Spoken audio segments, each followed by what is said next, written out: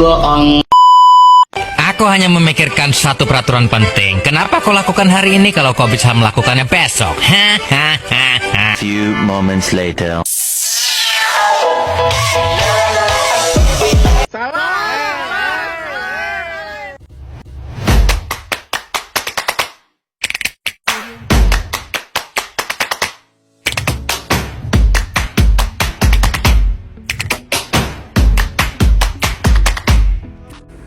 Halo guys, Assalamualaikum warahmatullahi wabarakatuh.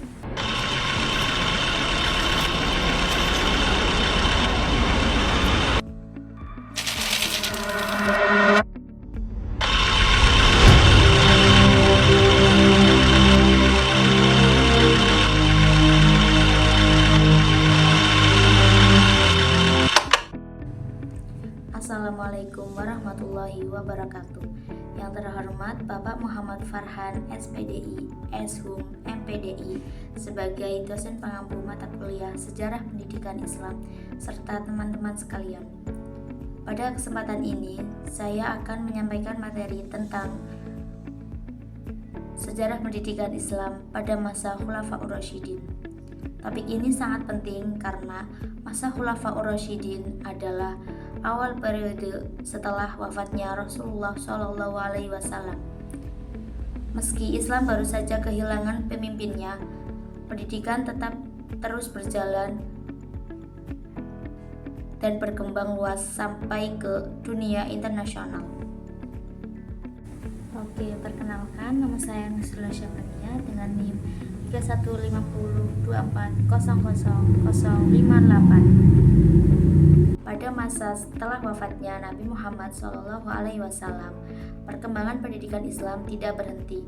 Justru sebaliknya, ajaran Islam semakin menyebar luas. Para sahabat dan murid-murid Nabi melanjutkan apa yang sudah dibangun oleh Rasulullah, baik dalam bidang dakwah, pembinaan akhlak, maupun pengajaran Al-Quran. Ketika memasuki masa Khulafaur Rasyidin, pendidikan Islam menjadi lebih terstruktur. Para khalifah tidak hanya memimpin pemerintahan, tetapi juga meneruskan misi keilmuan yang diajarkan Rasulullah. Pada periode ini, yang pertama ada misi dakwah dilanjutkan. Para khalifah menyebarkan Islam ke berbagai wilayah baru. Seiring dakwah berkembang, kebutuhan akan pendidikan meningkat. Banyak masyarakat baru yang memerlukan bimbingan dalam akidah, ibadah, dan juga akhlak. Berikutnya yang kedua ada pembinaan akhlak. Pendidikan pada masa ini tidak hanya fokus pada hafalan atau kajian ilmiah, tetapi sangat menekankan akhlak. Tujuannya agar umat Islam bukan hanya paham agama secara teori, tetapi juga menjalankannya dalam kehidupan sehari-hari. Berikutnya yang ketiga ada pengajaran Al-Quran. Para sahabat mengajarkan bacaan dan pemahaman Al-Quran kepada generasi berikutnya. Bahkan beberapa sahabat ditugaskan ke wilayah-wilayah tertentu untuk menjadi guru, imam, dan pembina umat. Karena itulah periode Khulafaur Rasyidin disebut sebagai fondasi sistem pendidikan Islam yang lebih terarah. Metode pengajaran mulai berkembang, lembaga-lembaga sederhana mulai dibentuk, dan ilmu-ilmu agama mulai dicatat serta diajarkan secara sistematis.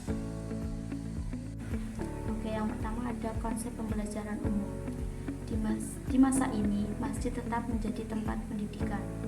Di dalam masjid ada para sahabat mengajar dengan sistem halakoh, yaitu murid duduk melingkar di sekitar guru dan belajar langsung secara tatap muka. Materi yang akan diajarkan meliputi Al-Quran dan tafsir, hadis Nabi, fikih, akhlak, dan juga bahasa Arab. Metode yang akan digunakan bermacam-macam, yaitu ada hafalan, tanya jawab, keteladanan, diskusi, dan talaki atau belajar langsung dari guru. Dengan metode ini, pendidikan tidak hanya mencetak orang yang pintar, tapi juga berakhlak dan berperilaku baik. Oke, yang pertama ada masa Abu Bakar As-Siddiq. Ketika Abu Bakar menjadi khalifah, umat Islam mengalami perang besar melawan kaum murtad. Banyak para penghafal Al-Quran gugur. Jika dibiarkan, khawatir Al-Quran akan hilang seiring wafatnya para hafiz. Karena itulah Abu Bakar memerintahkan pengumpulan Al-Quran dalam satu mushaf yang terjaga. Ini merupakan keputusan pendidikan terbesar pada masanya. Dengan adanya mushaf, Al-Quran dapat dipelajari secara teratur dan terjaga sampai sekarang. Selain itu, Abu Bakar menjaga tradisi pendidikan yang dimulai Rasulullah, yaitu yang pertama ada membina akhlak, yang kedua ada menyebarkan dakwah, dan yang ketiga ada menjaga persatuan umat. Yang kedua ada pada masa Umar bin Khattab. Pada masa Umar, Islam berkembang pesat. Wilayah Islam tersebar luas sampai Irak, Persia, Syam, hingga Mesir. Bersamaan dengan itu, pendidikan juga ikut menyebar. Kebijakan Umar terhadap pendidikan antara lain yang pertama ada mengangkat guru Quran di setiap wilayah. Yang kedua ada memberikan gaji kepada guru. Yang ketiga ada menyediakan tempat belajar. Dan yang keempat memberi perhatian kepada kesejahteraan masyarakat agar pendidikan berjalan dengan baik. Dengan kebijakan ini, profesi guru mulai dihargai secara resmi dalam pemerintahan Islam. Selain itu, pada masa Umar, ilmu fikih berkembang. Banyak persoalan baru muncul di masyarakat seperti hukum perdagangan, perjanjian, dan hubungan antar umat beragama. Para sahabat berijtihad untuk menentukan hukumnya, sehingga ilmu fikih tumbuh dan menjadi cabang ilmu penting dalam Islam. Oke, berikutnya ada masa Utsman bin Affan. Ketika wilayah Islam semakin luas, muncul perbedaan bacaan Al-Quran di berbagai daerah karena dialek yang berbeda. Hal ini dikhawatirkan akan menimbulkan perselisihan. Oleh sebab itu, Khalifah Utsman menyatukan dan menstandarkan mushaf Al-Quran yang kemudian dikenal sebagai Mushaf Utsmani. Salinan mushaf ini kemudian dikirim ke berbagai wilayah Islam bersama guru-guru Quran. Inilah yang membuat bacaan Al-Quran tetap seragam sampai sekarang dan menjadi kurikulum utama pendidikan Islam di seluruh dunia. Pendidikan berlangsung melalui rumah sahabat, masjid, dan juga halaqah. Kota-kota besar yang menjadi pusat ilmu seperti kota Kufah, Basrah, dan juga Syam.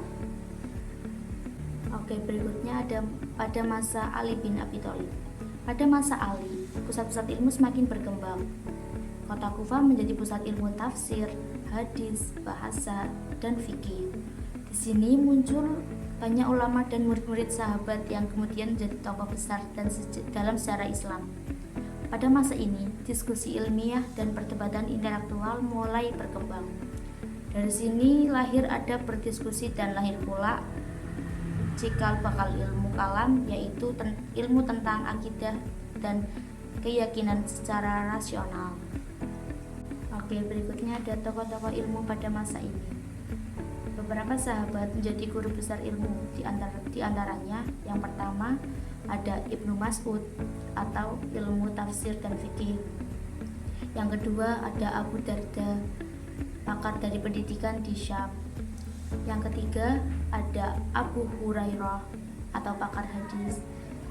Yang keempat ada Abdullah bin Abbas atau pakar tafsir. Dan yang terakhir ada Aisyah radhiyallahu an sebagai pakar hadis dan fikih. Oke, sebelahnya ada dampak masa Khulafaur Rasyidin. Dampak yang pertama ada Al-Quran terjaga secara tertulis dan hafalan. Yang kedua ada ilmu agama menyebar secara luas. Ketiga ada sistem guru murid terbentuk. Dan yang keempat ada pondasi lembaga pendidikan formal masa Umayyah dan Abbasiyah. Oke, berikutnya kesimpulan. Pendidikan Islam pada masa Khulafaur Rasyidin menjadi pondasi penting setelah wafatnya Nabi Muhammad SAW. Masjid menjadi pusat belajar dan metode halaqah digunakan untuk mengajarkan Al-Quran, hadis, akhlak, dan juga fikih. Para khalifah menjaga kemurnian Al-Quran melalui pembukuan dan standarisasi mushaf, serta menyebarkan pendidikan ke berbagai wilayah-wilayah baru. Bersama dakwah Islam, banyak sahabat yang berperan sebagai guru di berbagai kota, sehingga pusat keilmuan muncul di kota Mekah, Madinah, Kufah, Basrah, dan juga Syam. Tradisi talaki, adab keilmuan, serta sistem guru murid yang terbentuk pada masa ini menjadi dasar berkembangnya madrasah dan pendidikan formal pada era dinasti Umayyah dan Abbasiyah. Oke, demikian pemaparan materi tentang sejarah pendidikan Islam pada masa Khulafaur Rasyidin. Semoga bermanfaat dan menambah wawasan kita semua tentang bagaimana Islam menjaga ilmu dari generasi ke generasi. Wassalamualaikum warahmatullahi wabarakatuh.